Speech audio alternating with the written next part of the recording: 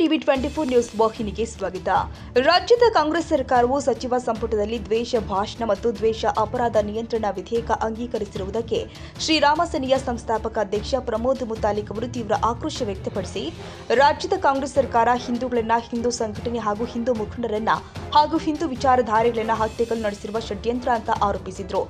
ದಾಂಡೇಲಿ ನಗರದಲ್ಲಿ ಸುದ್ದಿಗೋಷ್ಠಿಯನ್ನು ನಡೆಸಿ ಮಾತನಾಡ್ತಾ ಇದ್ರು. ರಾಷ್ಟ್ರೀಯ ಸ್ವಯಂ ಸೇವಕ ಸಂಘದ 100ನೇ ವರ್ಷದ ನಿಮಿತ್ತವಾಗಿ ರಾಷ್ಟ್ರವ್ಯಾಪಿ ನಡೆದ ಪಥ ಸಂಚಲನಗಳು ಇಡೀ ರಾಷ್ಟ್ರದಲ್ಲಿ ಅತ್ಯಂತ ಯಶಸ್ವಿಯಾಗಿ ನಡೆದಿದೆ. ಇನ್ನು ಹಿಂದೂ ಧರ್ಮೀಯರ ರಾಮನವಮಿ, ಹನುಮ ಜಯಂತಿ ಮತ್ತು ಗಣೇಶೋತ್ಸವ ಹಬ್ಬವನ್ನು ಅತ್ಯಂತ ವಿಜೃಂಭಣೆಯಿಂದ ಆಚರಣೆ ಮಾಡಲಾಗಿದೆ. ರಾಷ್ಟ್ರೀಯ ಸ್ವಯಂ ಸೇವಕ ಸಂಘವು ತನ್ನ 100ನೇ ವರ್ಷದ ನಿಮಿತ್ತವಾಗಿ 1 ಲಕ್ಷ ಕಡೆಯಲ್ಲಿ ಹಿಂದೂ ಸಮಾಜೋತ್ಸವವನ್ನು ಆಯೋಜಿಸಲಿರುವುದನ್ನು ಘೋಷಣೆ ಮಾಡಿದೆ.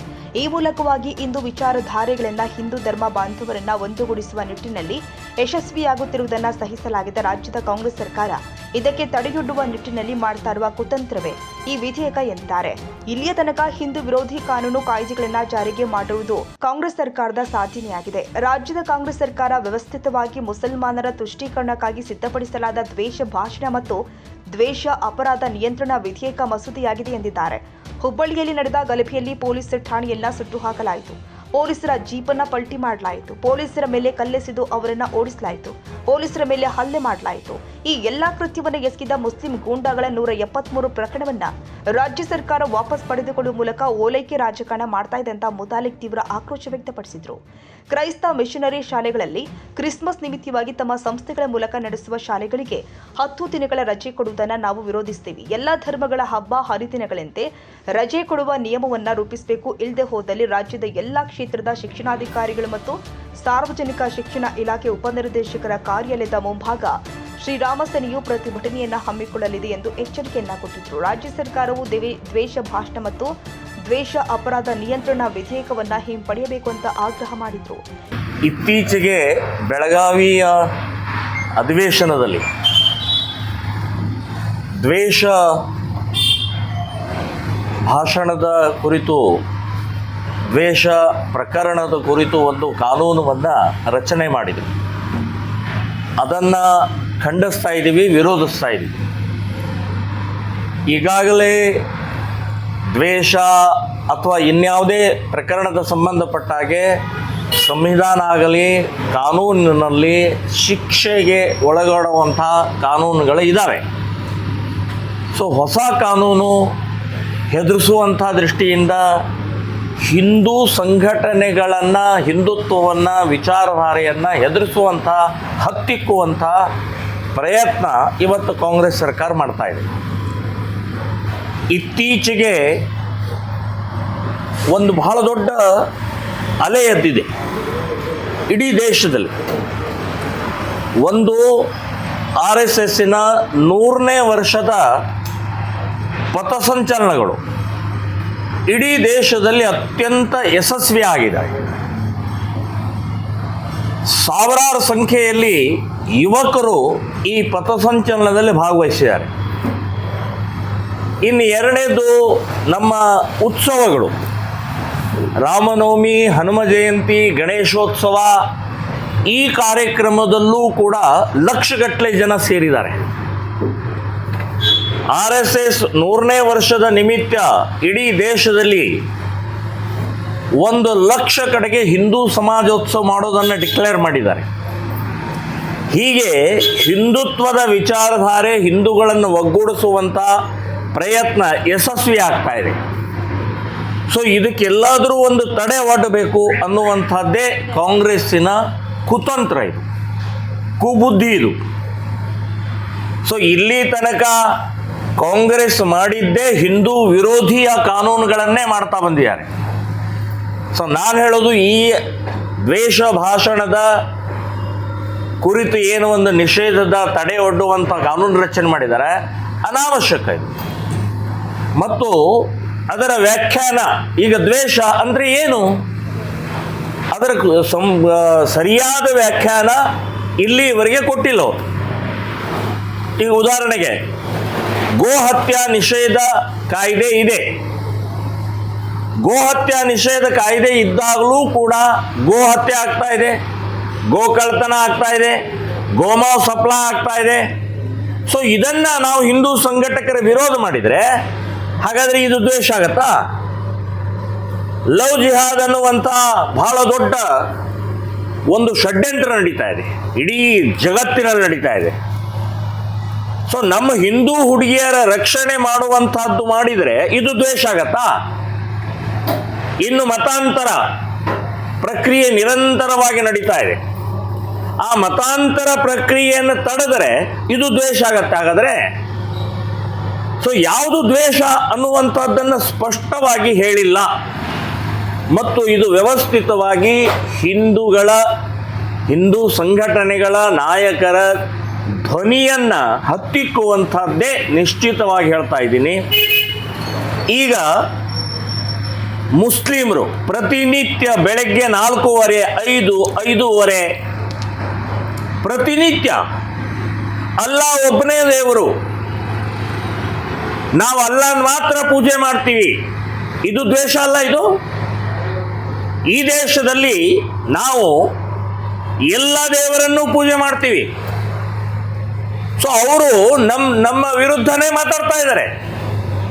ನಿತ್ಯ 5 ಬಾರಿ ನಾವು ಕೇಳಬೇಕು. ಇದು ದ್ವೇಷ. ಇದು ಶುಕ್ರವಾರ ನಮಾಜ್ ಆದ ತಕ್ಷಣನೇ ಬಹಳ ದೊಡ್ಡ ಪ್ರಮಾಣದಲ್ಲಿ ದ್ವೇಷದ ಭಾಷಣಗಳನ್ನು ಮಾಡ್ತಾರೆ, ಮುಲ್ಲಾ ಮೌಲಿಗಳು ಮಾಡ್ತಾರೆ. ಅದನ್ನ್ಯಾಕೆ ಪ್ರಶ್ನೆ ಮಾಡೋದಿಲ್ಲ? ಹಾಗಾದ್ರೆ ಅದರ ಬಗ್ಗೆ ಈ ದ್ವೇಷ ಇದರಲ್ಲಿ ಕಾನೂನಿನಲ್ಲಿ ಅವ್ರ ಮೇಲೆ ಕ್ರಮ ತಗೊಳ್ತಾರೆ ನೀವು? ಸಾಧ್ಯನೇ ಇಲ್ಲ. ಕಾರಣ ಏನು ಅಂತನ್ನೋದು ನಾನು ಹೇಳ್ತಾ ಇದ್ದೀನಿ. ಇತ್ತೀಚೆಗೆ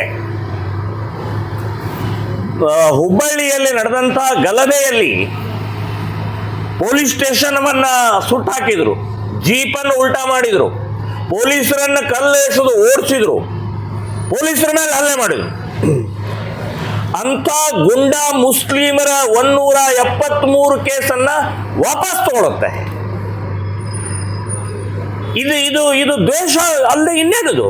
ರಕ್ಷಕರನ್ನೇ ಇವತ್ತು ಬಹಳ ದೊಡ್ಡ ಪ್ರಮಾಣದಲ್ಲಿ ಆತಂಕ ಮಾಡಿದಂತಹ ಮುಸ್ಲಿಂ ಗುಂಡಾಗಳ ಕೇಸನ್ನು ವಾಪಸ್ ತಗೊಳ್ತೀರಿ ಅಂತಂದ್ರೆ ಯಾವ ದ್ವೇಷ? ನಿಮ್ಮ ಕಾನೂನು ಏನು ಮಾಡೋರಾಗಾದ್ರೆ? ನಿಮ್ಮ ಸಂಪುಟ ಸಭೆಯಲ್ಲೇ ಈ ರೀತಿ ನೀವು ನಿರ್ಣಯ ತಗೊಂಡ್ರೆ ಸೊ ಈ ದ್ವೇಷ ಕಾನೂನು ನಮ್ಮ ವಿರುದ್ಧವಾಗಿಯೇ ಇದೆ ಅಂತನ್ನುವಂಥದ್ದು ನಿಶ್ಚಿತವಾಗಿ ಹೇಳ್ತಿದ್ದ. ಇಲ್ಲಿವರೆಗೆ PFI ಬ್ಯಾನ್ ಮಾಡಿ, SDPI ಬ್ಯಾನ್ ಮಾಡಿ, OIC ವಿರುದ್ಧ ಒಂದೇ ಒಂದು ಶಬ್ದ ಕಾಂಗ್ರೆಸ್ನವ್ರು ಮಾತಾಡಿಲ್ಲ. ದೇಶದ್ರೋಹಿ PFI, ಕೊಲೆಗಡಕ PFI ಒಂದು ಶಬ್ದ ಮಾತಾಡಿಲ್ಲ. RSS ಬಗ್ಗೆ ಮಾತಾಡ್ತೀರಿ, VHP ಬಗ್ಗೆ ಮಾತಾಡ್ತೀರಿ, ಹಿಂದೂ ಸಂಘಟನೆಗಳ ಬಗ್ಗೆ ಮಾತಾಡ್ತೀರಿ, ಆದರೆ ಈ ದೇಶದ್ರೋಹಿಗಳ ಮಾತಾಡೋದಿಲ್ಲ. ಸೊ ಹೀಗಾಗಿ ಸಂವಿಧಾನದಲ್ಲಿ ಕೊಟ್ಟಂಥ ಸ್ವಾತಂತ್ರ್ಯ ನಮಗೆ ಹಕ್ಕಿದೆ, ಮಾತನಾಡೋ ಹಕ್ಕು ಕೊಟ್ಟಿದೆ. ಡಾಕ್ಟರ್ ಅಂಬೇಡ್ಕರ್ ನಮಗೆ ಹಕ್ಕು ಕೊಟ್ಟಿದ್ದಾರೆ. ನಾವು ಮಾತನಾಡಿದ್ರಲ್ಲಿ ಏನಾದರೂ ತಪ್ಪಿದ್ರೆ ಕೇಸ್ ಹಾಕಿ, ಜೈಲಿಗೆ ಹಾಕಿ. ಈಗ ಅದನ್ನು ಮಾಡ್ತಾ ಇದ್ದಾರೆ ನೀವು. ಸೊ ಈ ದ್ವೇಷ ಭಾಷಣ ತಡೆ ಮತ್ತು ದ್ವೇಷ ಪ್ರಕರಣಗಳ ಏನು ತಡೆ ಇದೆ ಅದನ್ನು ನಾನು ಬಲವಾಗಿ ವಿರೋಧಿಸ್ತಾ ಇದ್ವಿ. ಈಗಾಗಲೇ ಬೆಂಗಳೂರಿನಲ್ಲಿ ಹೈಕೋರ್ಟ್ನಲ್ಲಿ ನಾವು ಇದರ ವಿರುದ್ಧ ಒಂದು ಕೇಸ್ ಹಾಕುವಂಥದ್ದು ನಿರ್ಧಾರವನ್ನು ಮಾಡಿದ್ವಿ. ಇದು ಒಂದು. ಇನ್ನು ಎರಡನೇದು, ಇತ್ತೀಚೆಗೆ ಬಾಂಗ್ಲಾದೇಶದಲ್ಲಿ ನಡೀತಾ ಇರುವಂಥ ಗಲಭೆಯಲ್ಲಿ ಹಿಂದೂಗಳ ಮೇಲೆ ಟಾರ್ಗೆಟ್ ಮಾಡ್ತಾ ಇದ್ದಾರೆ. ಒಬ್ಬ ಅಮಾಯಕ ಮುಗ್ಧ ಏನೇನೂ ಸಂಬಂಧ ಇಲ್ಲದಂಥ ಒಬ್ಬ ಯುವಕನನ್ನು ಜೀವಂತ ಸುಟ್ಟಾಕಿದ್ರು. ರಾಕ್ಷಸರು ಇವರು. ಬಾಂಗ್ಲಾದೇಶ ಪಕ್ಕದಲ್ಲೇ ಒಂದು ಸಣ್ಣ ಗುಬ್ಬಿ ಥರ ಇದ್ದಂಥ ಬಾಂಗ್ಲಾದೇಶ ಇವತ್ತು ನಾವೇ ಹುಟ್ಟಾಕಿದಂಥ ಬಾಂಗ್ಲಾದೇಶ ನಮ್ಮ ಹಿಂದೂಗಳ ಮೇಲೆ ದೌರ್ಜನ್ಯ, ಹಿಂದೂಗಳ ಮೇಲೆ ಇವತ್ತು ಕೊಲೆ, ಲೂಟಿ, ಬೆಂಕಿ ನಡೀತಾ ಇರುವಂಥದ್ದು ಅತ್ಯಂತ ಖಂಡನೀಯವಾದ್ದು. ಕೇಂದ್ರ ಸರ್ಕಾರ ಉಗ್ರವಾದಂಥ, ನಾನು ಹೇಳೋದು ಕೇಂದ್ರ ಸರ್ಕಾರ ಬಾಯಿ ಮುಚ್ಕೊಂಡು ಕೂತ್ಕೊಬೇಡ್ರಿ ನೀವು. ಇದರ ವಿರುದ್ಧ ನಿಮ್ಮ ಧ್ವನಿ ಎತ್ತಬೇಕು, ಅವ್ರಿಗೆ ಹೇಳಬೇಕು. ಸೊ ಈ ಮೌನ ನಿಮ್ಮ ಮೌನ ಬಹಳ ಭಯಂಕರ ಭಯಾನಕವಾಗಿ ಇವತ್ತು ಅಲ್ಲಿರುವಂತ 1.5 ಕೋಟಿ ಹಿಂದೂಗಳು ನಾಯಿ ನರಿ ಹಂದಿಗಳ ತರ ಬದುಕ್ತಾ ಇದ್ದಾರೆ. ಸೊ ಇದನ್ನ ನಾನು ಕೇಂದ್ರ ಸರ್ಕಾರಕ್ಕೆ ಹೇಳ್ತಾ ಇದ್ದೀನಿ, ಆಗ್ರಹ ಮಾಡ್ತಾ ಇದ್ದೀನಿ, ನೀವು ದಯವಿಟ್ಟು ನಿಮ್ಮ ಮೌನವನ್ನು ಮುರಿದು ಗೃಹ ಮಂತ್ರಿ ಇರ್ಬೋದು, ಪ್ರಧಾನಮಂತ್ರಿ ಇರ್ಬೋದು, ಕೂಡಲೇ ಆ ಹಿಂದೂಗಳ ಮೇಲೆ ಆಗ್ತಾ ಇರುವಂತಹ ದೌರ್ಜನ್ಯವನ್ನ ನಿಲ್ಲಿಸದೇ ಇದ್ರೆ ಮುಂದಿನ ಕ್ರಮ ತಗೊಳ್ಬೇಕಾಗತ್ತೆ ಅಂತನ್ನುವಂಥ ಎಚ್ಚರಿಕೆ ಕೊಡಬೇಕು ಅಂತನ್ನುವಂಥದ್ದು ನಾನು ಹೇಳ್ತಾ ಇದ್ದೀನಿ. ಇದು ಎರಡನೇ ವಿಷಯ. ಇನ್ನು ಮೂರನೇದ್ದು ಕೊನೆಯದ್ದು, ಬ್ರಿಟಿಷ್ ಕ್ರಿಶ್ಚಿಯನ್ರು ಹೋಗಿ 78 ವರ್ಷ ಆಯ್ತು. ಇನ್ನೂವರೆಗೆ ಆ ಕ್ರಿಶ್ಚಿಯನ್ನರ ಪ್ರಭಾವ ನಿರಂತರವಾಗಿ ಇನ್ನೂ ನಮ್ಮ ದೇಶದ ಮೇಲೆ, ನಮ್ಮ ಸಮಾಜದ ಮೇಲೆ, ನಮ್ಮ ನಾಗರಿಕರ ಮೇಲೆ, ನಮ್ಮ ವಿದ್ಯಾರ್ಥಿಗಳ ಮೇಲೆ ಇನ್ನೂ ಇದೆ. ಉದಾಹರಣೆಗೆ ಹೇಳೋದಾದರೆ, ಕ್ರಿಶ್ಚಿಯನ್ ಕಾನ್ವೆಂಟ್ ಸ್ಕೂಲ್ಗಳಲ್ಲಿ ಕ್ರಿಸ್ಮಸ್ಗೆ 10 ದಿನ ರಜೆ ಕೊಡ್ತಾರೆ. ಎಲ್ಲ ಕ್ರಿಶ್ಚಿಯನ್ ಕಾನ್ವೆಂಟ್ ಸ್ಕೂಲ್ಗಳಲ್ಲಿ 99% ವಿದ್ಯಾರ್ಥಿಗಳು, 99% ಶಿಕ್ಷಕರು, 99% ಸಿಬ್ಬಂದಿಗಳು ಅಲ್ಲಿ ಹಿಂದೂಗಳೇ ಇರ್ತಾರೆ. ಸೊ ಹಿಂದೂಗಳಿಗೆ 10 ದಿನದ ರಜಾ, ಕ್ರಿಸ್ಮಸ್ ರಜಾ ಯಾಕೆ? ಈ ಕ್ರಿಸ್ಮಸ್ ನೀವು ನಮ್ಮ ಹುಡುಗರ ಮೇಲೆ, ನಮ್ಮ ವಿದ್ಯಾರ್ಥಿಗಳ ಮೇಲೆ ಯಾಕೆ ಹೇರ್ತಾ ಇದ್ದೀರಿ? ಇದರ ಉಲ್ಟಾ ದಸರಾ ರಜಕ್ಕೆ 20 ದಿನ ಸರ್ಕಾರ ಅಧಿಕೃತ ಘೋಷಣೆ ಮಾಡುತ್ತೆ. ಈ ಕ್ರಿಶ್ಚಿಯನ್ ಕಾನ್ವೆಂಟ್ ಸ್ಕೂಲ್ನವರು ದಸರಾ ರಜೆಯನ್ನ ಕಟ್ ಮಾಡಿ ನಿಲ್ಲಿಸಿ ತರಗತಿ ನಡೆಸ್ತಾರೆ ಮತ್ತು ಪರೀಕ್ಷೆ ಕೂಡ ನಡೆಸ್ತಾರೆ. ನಾವು ದಸರಾ ರಜೆಯನ್ನ ನಮ್ಮ ಮಕ್ಕಳು, ನಮ್ಮ ಸಂಸ್ಕೃತಿ, ನಮ್ಮ ಪರಂಪರೆ, ನಮ್ಮ ಹಬ್ಬ ಉತ್ಸಾಹವನ್ನು ಭಂಗ ಮಾಡುವಂಥ ಈ ಕ್ರಿಶ್ಚಿಯನ್ ಕಾನ್ವೆಂಟ್ ಸ್ಕೂಲ್ಗಳ ವಿರುದ್ಧ ಹೋರಾಟ ಮಾಡಿ ಇಡೀ ಕರ್ನಾಟಕದಲ್ಲಿ ನಾವು ದೊಡ್ಡ ಹೋರಾಟ ಮಾಡಿದ ಪರಿಣಾಮದಿಂದ ಪರೀಕ್ಷೆ ರದ್ದು ಮಾಡಿಸಿದ್ದೀವಿ, ತರಗತಿ ಪ್ರಾರಂಭ ಆಗಿದ್ದನ್ನು ನಿಲ್ಲಿಸಿದ್ದೀವಿ ನಾವು. ಸೊ ಈಗ ನಾನು ಸರ್ಕಾರಕ್ಕೆ ಈಗಾಗಲೇ ನಾವು ಮನವಿಯನ್ನು ಸಲ್ಲಿಸಿದ್ದೀವಿ. ನಮಗೆ ಅಧಿಕೃತ ಕ್ರಿಸ್ಮಸ್ ಒಂದೇ ದಿನ ಇರೋದು, ಡಿಸೆಂಬರ್ 25. ಸೊ ಅದು 1 ದಿನ ರಜೆ ಇದೆ, ಓಕೆ. ಇನ್ನು ಉಳಿದು 9 ದಿನ ರಜೆ ಕೊಡಬಾರ್ದು, ಶಾಲೆ ನಡೆಸಬೇಕು. ನಮ್ಮ ಮಕ್ಕಳಿಗೆ ನಿಮ್ಮ ಕ್ರಿಶ್ಚಿಯನ್ ಈ ಪರಂಪರೆ ಸಂಸ್ಕೃತಿಯನ್ನು ಹೇರಬೇಡಿ ಅನ್ನುವಂಥದ್ದು ನಾನು ಈಗಾಗಲೇ ಎಲ್ಲ ಕಡೆಗೆ ಆಗ್ರಹ ಮಾಡಿದ್ದೀವಿ. ಅಕಸ್ಮಾತ್ 10 ದಿನದ ಈ ರಜೆಯನ್ನು ಏನಾದರೂ ಹಾಗೆ ಕಂಟಿನ್ಯೂ ಮಾಡಿದರೆ ನಾವು BEO ಮತ್ತು DDPI ಎದುರುಗಡೆಗೆ ಧರಣಿ ಮಾಡ್ತೀವಿ ಅನ್ನುವಂಥದ್ದು ಎಚ್ಚರಿಕೆಯನ್ನು ಕೊಡ್ತಾ ಇದೆ. ಈ ಸಂದರ್ಭದಲ್ಲಿ ಮಾತನಾಡಿದ ಶ್ರೀರಾಮ ಸೇನೆಯ ಉತ್ತರ ಪ್ರಾಂತ್ಯದ ಗೌರವಾಧ್ಯಕ್ಷ ಪೂಜ್ಯ ಪ್ರಮೋದ್ ಆಚಾರ್, ಹಿಂದೂ ಧರ್ಮದ ಬಾಂಧವರಿಗೆ ಯುಗಾದಿ ಹಬ್ಬವೇ ಹೊಸ ವರ್ಷವಾಗಿದೆ. ಆದರೆ ನಾವು ಇಂದು ಪಾಶ್ಚಿಮಾತ್ಯ ಸಂಸ್ಕೃತಿಗೆ ಒಳಗಾಗಿದ್ದೀವಿ. ಈ ಬಾರಿ ಡಿಸೆಂಬರ್ 31ರಂದು ವರ್ಷಾಚರಣೆಯ ಹೆಸರಲ್ಲಿ ನಡೆಯಬಹುದಾದ ಅನಾಚಾರವನ್ನ ಶ್ರೀರಾಮ ಸೇನೆ ಸಹಿಸುವುದಿಲ್ಲ. ಇದಕ್ಕೆ ಕಡಿವಾಣ ಹಾಕಬೇಕು ಅಂತ ಆಗ್ರಹ ಮಾಡಿದರು. ಇವತ್ತಿನ ದಿನಗಳಲ್ಲಿ ಡಿಸೆಂಬರ್ 31 ರಾತ್ರಿ ಆಗತಕ್ಕಂಥ ಏನು ಒಂದು ಅನಾಚಾರ ಇದೆ, ಅದು ನಮ್ಮ ದೇಶದ ಸಂಸ್ಕೃತಿ ಅಲ್ಲ, ನಮ್ಮ ಸಂಪ್ರದಾಯ ಅಲ್ಲ. ಆದ್ರೂ ಕೂಡ ಈ ಪಾಶ್ಚಾತ್ಯ ಸಂಸ್ಕೃತಿಯನ್ನು ಇವತ್ತು ಕೆಲವೊಂದು ಹೋಟೆಲ್ಗಳಲ್ಲಿ ಇವತ್ತು ದೊಡ್ಡ ಪ್ರಮಾಣದಲ್ಲಿ ಇವತ್ತು ಅನಾಚಾರ ನಡೀತಾ ಇರುತ್ತೆ. ಅದು ಕೂಡ ನಾವು ಎಲ್ಲೆಲ್ಲಿ ನಮ್ಮ ಗಮನಕ್ಕೆ ಬರುತ್ತೆ ಅಲ್ಲಲ್ಲೆಲ್ಲ ನಾವು ಪ್ರತಿಭಟಿಸೋರಿದ್ದೀವಿ ಅದರ ವಿರುದ್ಧ.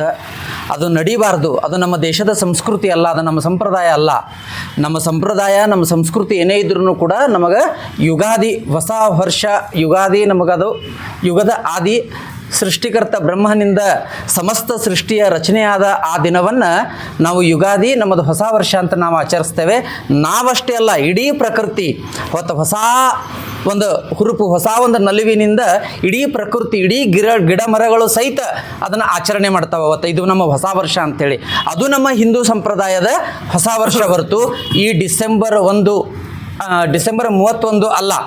ಡಿಸೆಂಬರ್ 31 ಏನೇ ಇದ್ರೂ ಕೂಡ ಇದು ಕ್ರಿಶ್ಚಿಯನ್ರಿಗೆ ಸಂಬಂಧಪಟ್ಟಿದ್ದು.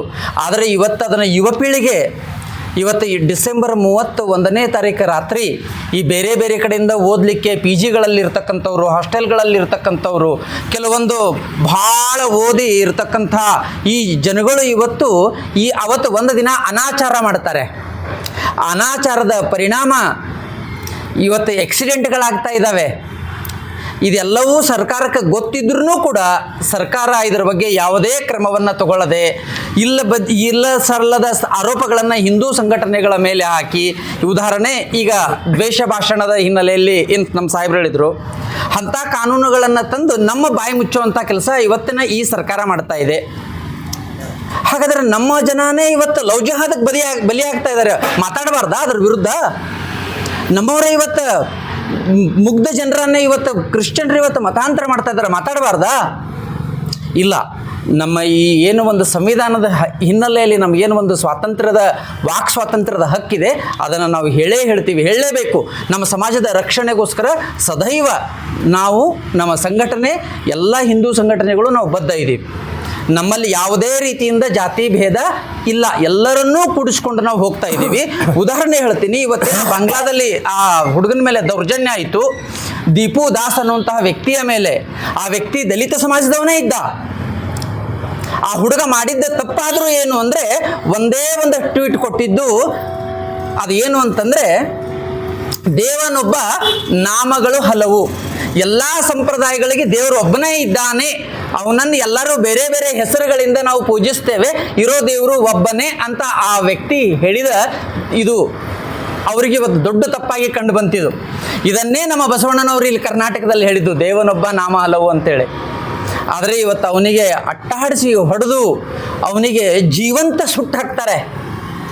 ಆದರೆ ಇವತ್ತಿನ ರಾಜಕಾರಣಿಗಳು ದಲಿತರ ಪರವಾಗಿ, ನಾವು ದಲಿತರ ಪರ ಅಂತ ಅನ್ನೋವಂಥವ್ರು ಒಬ್ಬರೂ ಕೂಡ ಅದ್ರ ವಿರುದ್ಧ ಬಾಯಿ ಬಿಡ್ತಾ ಇಲ್ಲ. ಅಂದರೆ ಇದು ವೋಟ್ ಬ್ಯಾಂಕ್ ರಾಜಕೀಯಕ್ಕೋಸ್ಕರ ಇವತ್ತು ವಿಶಿಷ್ಟವಾಗಿರ್ತಕ್ಕಂಥ ಸಮುದಾಯಗಳನ್ನು ಓಲೈಕೆ ಮಾಡ್ತಕ್ಕಂಥದ್ದು ಅನ್ನುವಂಥದ್ದನ್ನು ಇವತ್ತು ಈ ನೋವಿನಿಂದ ಹೇಳ್ತಾ ಇದ್ದೀವಿ. ಅದ್ರ ಬಗ್ಗೆ ನಾವು ಕಣ್ಕಳಿ ಇದೆ. 2 ದಿನ ಆಯಿತು ನನಗೆ ರಾತ್ರಿ ಅದನ್ನು ನೆನಪು ಮಾಡ್ಕೊಂಡಾಗ ಸಹಿತ ನಿದ್ದೆ ಆಗ್ತಾ ಇಲ್ಲ, ಕಣ್ಣೀರು ಹೋಗ್ತದವೆ. ಯಾಕಂದರೆ ನಮ್ಮ ಸಮಾಜವನ್ನು ನಾವು ಪ್ರೀತಿಸ್ತಾ ಇದ್ದೀವಿ. ನಮ್ಮ ಸಮಾಜವನ್ನು ನಾವು ಅತಿ ಅಪಾರವಾಗಿ ನಾವು ಆತ್ಮೀಯತೆಯಿಂದ ನಾವು ಕಾಣ್ತಾ ಇದ್ದೀವಿ. ಅದರದ್ದು ಪರಿಣಾಮ ನಮಗೆ ನೋವಿದೆ ಅದರದ್ದು. ಆದರೆ ಇವತ್ತು ಈ ರಾಜಕಾರಣಿಗಳೆಲ್ಲರೂ ನಾವು ದಲಿತರ ಪರ ಅನ್ನೋರು ಯಾಕೆ ಮೌನ ಇದ್ದೀರಿ? ಮಾತಾಡ್ರಿ. ಯಾಕೆ ಮಾತಾಡ್ತಾ ಇಲ್ಲ? ಮುಸ್ಲಿಮರ ಓಲೈಕೆ. ದಯವಿಟ್ಟು ಈ ಓಲೈಕೆಯನ್ನು ಬಿಟ್ಟು ರಾಜ್ಯದ ಅಭಿವೃದ್ಧಿಯನ್ನು ನಮ್ಮ ಕರ್ನಾಟಕದ ರಾಜ್ಯ ಸರ್ಕಾರ ಮಾಡಬೇಕು. ಈ ರಾಜಕೀಯ ಮಾಡೋದರಲ್ಲೇ ಹೋಗಬಾರ್ದು ನಿಮ್ಮ ಸಮಯಗಳು. ಸಮಾಜದ ಅಭಿವೃದ್ಧಿ ಆಗಬೇಕು ಅನ್ನೋಂಥ ವಿಷಯವನ್ನು ಇವತ್ತು ಹೇಳ್ತಾ ಇದ್ದೀನಿ. ಈ ಸಂದರ್ಭದಲ್ಲಿ ವಿಶ್ವ ಹಿಂದೂ ಪರಿಷತ್ತಿನ ತಾಲೂಕು ಅಧ್ಯಕ್ಷ ಶ್ರೀನಾಥ ಪಾಸಲಕರ್, ಹಿಂದೂ ಸಮಾಜೋತ್ಸವ ಸಮಿತಿ ಅಧ್ಯಕ್ಷ ವಾಸುದೇವ್ ಪ್ರಭು, ಮುಖಂಡ ಶಿವಾನಂದ ಗಗರಿ ಉಪಸ್ಥಿತರಿದ್ದರು. ಕ್ಯಾಮರಾಮನ್ ಲತೇಶ್ ಚಾಟ್ಲ ಜೊತೆ ಸರ್ಪರಾಜ ಶೇಖ್, ಟಿವಿ 24 ಕನ್ನಡ, ದಾಂಡೇಲಿ.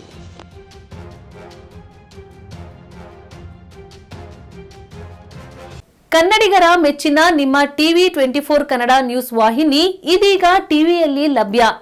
ಕರ್ನಾಟಕ ಮತ್ತು ದೇಶ ವಿದೇಶದ 360 ಡಿಗ್ರಿ ಸುದ್ದಿ ಹಾಗೂ ಉತ್ತರ ಕರ್ನಾಟಕ, ಬೆಳಗಾವಿ, ಬಾಗಲಕೋಟೆ, ಧಾರವಾಡ, ಹಾವೇರಿ, ಗದಗ, ಬಿಜಾಪುರ ಜಿಲ್ಲೆಯ ಕ್ಷಣ ಕ್ಷಣದ ವಿವರವನ್ನ ಪಡೆಯುವುದಕ್ಕೆ ಟಿವಿ 24 ಕನ್ನಡ ನ್ಯೂಸ್ ವಾಹಿನಿಯನ್ನ ಲೈಕ್ ಮಾಡಿ, ವಿಡಿಯೋಗಳನ್ನ ಶೇರ್ ಮಾಡಿ, ಕಮೆಂಟ್ ಮಾಡುವ ಮೂಲಕ ನಮ್ಮ ವಾಹಿನಿಗೆ ಸಹಕಾರ ನೀಡಿ ಮತ್ತು ಚಾನೆಲ್ ಅನ್ನ ಸಬ್ಸ್ಕ್ರೈಬ್ ಮಾಡಿ. Thank you.